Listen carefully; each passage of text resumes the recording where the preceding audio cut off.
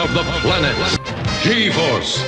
5 incredible young people with superpowers. The Phoenix transforms into a Mach 5 flaming bird, wrapped in a 3,000-degree plasma field without killing its crew. Today, we're reverse engineering Battle of the Planets' iconic warship, exploring how G-Force's carrier might work if Skunk Works built it without limits. G-Force, red alert! 2 astronauts have disappeared. The hyper-alloy hull, when your armor is your weapon. The Phoenix's fuselage would require a heat-resistant hyper-alloy capable of sustained exposure above 3,000 degrees Celsius, roughly 500 degrees hotter than the space shuttle's thermal tiles during re-entry. At those temperatures, steel liquefies, aluminum vaporizes, and even tungsten begins to soften. No conventional aerospace material comes close. You fools! They're no more fearsome now than before. Keep firing! In the real world, nickel-based superalloys used in jet engines top out around 1,650 degrees Celsius. Carbon-carbon composites on hypersonic vehicles can briefly reach 2,000 degrees Celsius before ablating away. The Phoenix doesn't just survive extreme heat, it weaponizes it. That implies exotic materials like ceramic matrix composites reinforced with refractory metals such as hafnium carbide, which has the highest melting point of any known compound at 3,958 degrees Celsius. Ready for launching? It's ready, and you'll find it even better than the old Phoenix. To function, the ship would need a hybrid structure, an inner titanium aluminum frame for load bearing, wrapped in a hafnium tantalum carbide outer shell designed to push heat outward instead of inward. Between layers, active cooling channels would circulate liquid sodium to keep the crew compartment habitable. The weight penalty would be enormous, likely double that of a conventional aircraft of similar size. The Phoenix doesn't merely endure fire, it becomes fire, while somehow keeping the pilot's seat at room temperature. Almost since birth, to develop those secret and mysterious powers. The modular docking system, 4 ships inside one. The Phoenix also functions as a carrier for 4 auxiliary vehicles that physically dock into its structure mid-flight. G1 integrates into the tail, G2 into the nose, and G3 and G4 into wing-mounted pods. Each must align within millimeters at supersonic speeds, lock mechanically, and integrate power and data systems without destabilizing the airframe. Every docking port creates a structural weak point. Even the F-14 Tomcat's variable sweep wings suffered constant fatigue issues, and that system only moved wings.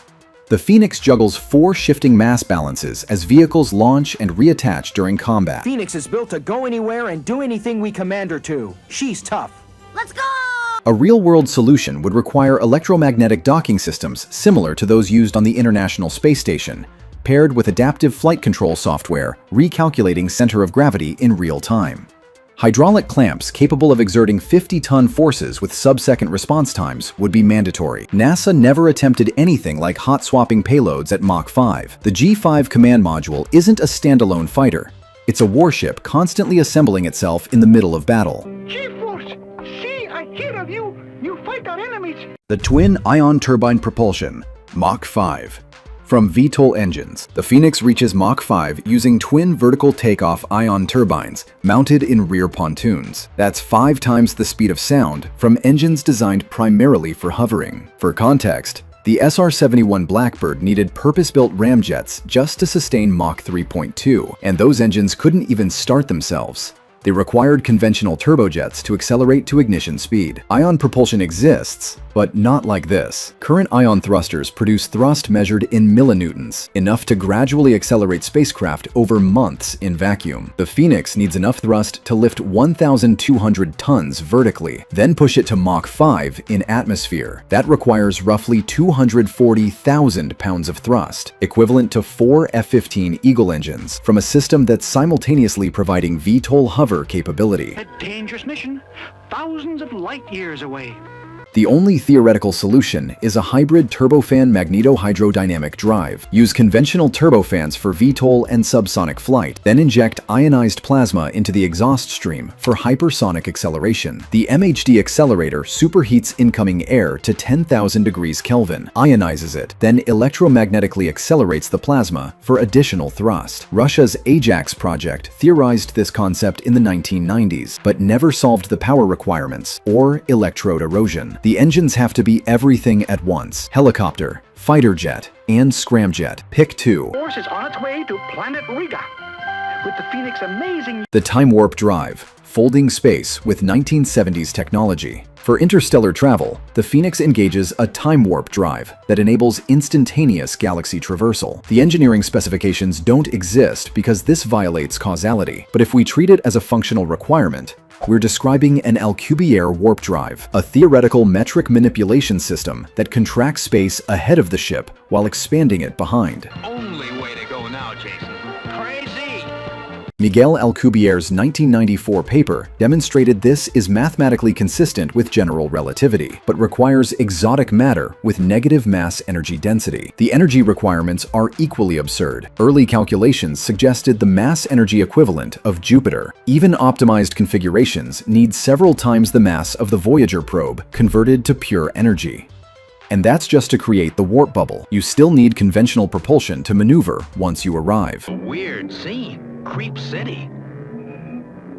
If the Phoenix actually has this technology, it's using something beyond standard model physics, perhaps zero-point energy extraction from quantum vacuum fluctuations, or tapping into higher dimensional brains. The power source would need to output exawatts continuously, which brings us back to the fundamental problem. Where's the reactor that powers this nightmare? The ship crosses galaxies instantly, but we never see the reactor that makes it possible. Convenient.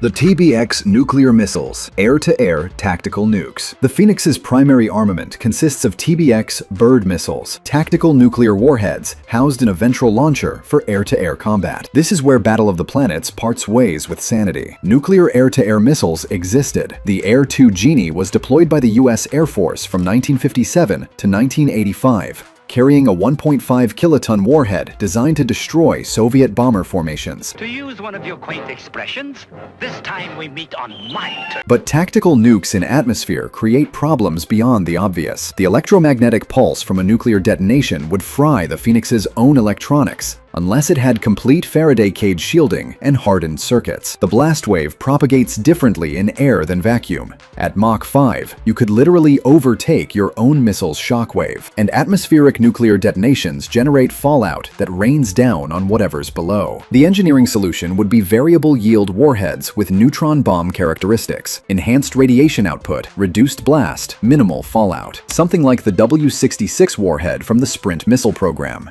which could yield anything from sub-kiloton to 20 kilotons, depending on targeting requirements. You'd pair this with a fire control system sophisticated enough to calculate safe detonation distances based on current velocity and atmospheric density. They're shooting nuclear weapons at fighter-sized targets. The collateral damage isn't a bug. It's the entire strategic doctrine. That Zoltar and his invasion forces from Spectra attacked... The Solar Energy Blaster, weaponized starlight. The Phoenix mounts a retractable solar energy turret that concentrates sunlight into a directed energy weapon. This sounds like fantasy until you realize we've been doing this since Archimedes allegedly burned Roman ships with bronze mirrors. The challenge is scaling up from party trick to tactical weapon while mounted on a hypersonic platform. Solar irradiance at Earth's orbit delivers 1,361 watts per square meter. To generate megawatt-class beam power, you'd need a collector array measuring hundreds of square meters, plus mirrors or lenses to focus the energy. The National Ignition Facility uses 192 lasers to deliver 1.8 megajoules,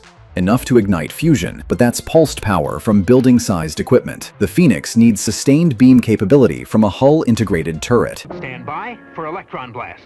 Electron blasters standing by. The theoretical approach is a segmented concentrator array that deploys from the dorsal hull, focusing solar radiation onto photovoltaic cells that charge capacitor banks, which then drive a free electron laser or chemical oxygen iodine laser. Efficiency would be abysmal, maybe 15 to 20% conversion from solar to beam energy. And the critical weakness is real.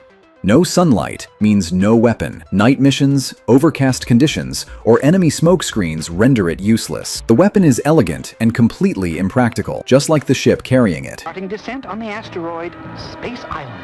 They're down and looking it over. The Fiery Phoenix mode. Suicidal thermodynamics. The Phoenix's ultimate maneuver vents engine exhaust across the hull to generate a bird-shaped plasma field exceeding 3,000 degrees Celsius. This isn't a weapon system. It's controlled structural failure that happens to vaporize enemies. The ship becomes a 1,200-ton shaped charge of superheated gas traveling at Mach 5, and somehow the crew survives. The people on Space Island, I say we bring her in for questioning. Agreed. Venting turbine exhaust across the hull means redirecting gas at 1,200 to 1,800 degrees Celsius through external channels while maintaining laminar flow. You'd need thrust vectoring nozzles that redirect the entire engine output without creating asymmetric thrust that tears the ship apart. The Space Shuttle's OMS engines could vector 20 degrees. This requires complete 180-degree reversal mid-flight. They're boiling up an artificial volcanic eruption. The G-forces become lethal here. Sustaining the plasma field requires high alpha maneuvering, flying at extreme angles of attack where drag increases exponentially. Fighter pilots experience 9 Gs and need G-suits to prevent blackouts. The Phoenix's maneuver would generate 15 to 20 Gs sustained, requiring the crew to have cerebonic enhancement. Presumably high-density bone structure, reinforced cardiovascular systems, and cybernetic G-force compensation implants. Could it work? Only if the crew aren't baseline human anymore. The ship doesn't kill enemies. The acceleration kills the pilot first. Thank all of you for saving Space Island and Monument Mountain. The life support paradox, cooling hell's interior. While the exterior hull reaches 3,000 degrees Celsius, the crew compartment must remain at 20 degrees Celsius. That's a thermal gradient steeper than the difference between Earth's core and its crust, maintained across 3 meters of structure during combat maneuvers. This isn't engineering. It's refrigerating the inside of an active volcano. Say Amelia's an artist, not a spy for Spectra. Passive insulation can't work. Even aerogels only provide R values around 10 per inch. You'd need active thermal management, a closed-loop liquid cooling system circulating between hull and crew compartment at insane flow rates. The International Space Station uses ammonia loops to reject heat via radiators. The Phoenix needs higher heat capacity, possibly liquid sodium or lithium, which remain liquid at temperatures where water explosively boils. Cooling system's melting. We're at maximum heat stress. Removing megawatts of heat while adding 0 to the crew compartment means you need heat exchangers larger than the crew compartment itself, plus radiators that dump thermal energy fast enough. And you can't use external radiators because the hull is on fire. The heat has to go somewhere, probably back into the engine exhaust stream, creating a thermodynamic loop that would make Carnot weep. The crew sits in a refrigerated coffin inside a flying furnace. The air conditioning bill alone would bankrupt NASA. Let's ring down his curtain right now. The manufacturing nightmare. One-of-a-kind economics. Building the Phoenix would require materials that don't exist, engines that violate known physics, and manufacturing tolerances tighter than semiconductor fabrication. Let's estimate costs using the only comparable program, the B-2 Spirit stealth bomber, which ran $2.2 billion per aircraft in 1997 dollars, roughly $4 billion today. If Cronus hadn't been at the spaceport when that plane was skyjacked, The Phoenix is exponentially more complex. The hyperalloy hull alone would require developing entirely new materials, probably through molecular engineering or metallic glass composites. Development costs would mirror the Manhattan Project, $30 billion in today's money just to synthesize test samples. The modular docking system needs aerospace-grade precision across 4 separate interfaces, each requiring custom hydraulics and electromagnetic locks. Add the warp drive, plasma field generators, and nuclear missiles, and you're approaching the GDP of New Zealand just for the prototype. Friend Zotar. Looks like you finally flipped out all the way. Production time? The B-2 took 15 years from concept to first flight. The Phoenix would need 25 to 30 years minimum, assuming no fundamental physics breakthroughs required. You'd need a dedicated manufacturing facility, probably orbital, because some of these materials can't be forged in Earth's gravity. Crew training would take another 5 to 7 years to condition humans for the G-forces involved. One ship, one crew, $40 billion. And that's before the first mission. Power. That golden hue is a protective coating of antimatter. The tactical assessment, why it still makes sense. So we have a ship that costs more than a carrier battle group, requires materials science 50 years ahead of current technology, and kills its own crew if they're not genetically enhanced super soldiers. Why build it? Because it's the only platform that can do everything. Anybody got any good ideas? We're not going anyplace fast. The Phoenix operates in atmosphere, underwater, space, and between star systems. It's a fighter carrier, strategic bomber, and interstellar transport in one package. Modern military doctrine requires separate platforms for each role: aircraft carriers, submarines, bombers, transports. The Phoenix collapses that entire force structure into 5 people and 1,200 tons. The real genius is the modular design. G-Force can deploy the full Phoenix for fleet actions, or launch individual vehicles for specialized missions: reconnaissance, close air support, space superiority, underwater infiltration. It's the Swiss Army knife of warfare, which is exactly what you'd need when fighting a planet-conquering alien empire with effectively unlimited resources. Would we build it today? No. Could we build it in 50 years if we solved controlled fusion and room temperature superconductors? Maybe. Should we? That's the billion-dollar question humanity will eventually have to answer. Just hope G-Force can prove the whales were not involved in what happened to Bay City. So there's your Phoenix, a 1,200-ton impossibility that needs materials we can't make, generates power we can't explain, and performs maneuvers that would kill unmodified humans. But those 1978 designers actually nailed several concepts. Modular aircraft design is now standard on the F-35 Lightning II, with mission-specific pods, and directed energy weapons are currently being tested on Navy destroyers. The plasma field is pure fantasy, but the idea of using engine heat as a weapon? The AGM-88 HARM missile homes in on radar emissions by treating electronic warfare as a targeting system. The fiery Phoenix maneuver violates physics, but the modular carrier concept is just 50 years early. Which system impressed you most, or terrified you more? Until then, this is G-Force, requesting permission to engage fiery Phoenix. Tower, you might want to evacuate the city first. The G-Force team will be safely back in Center Neptune here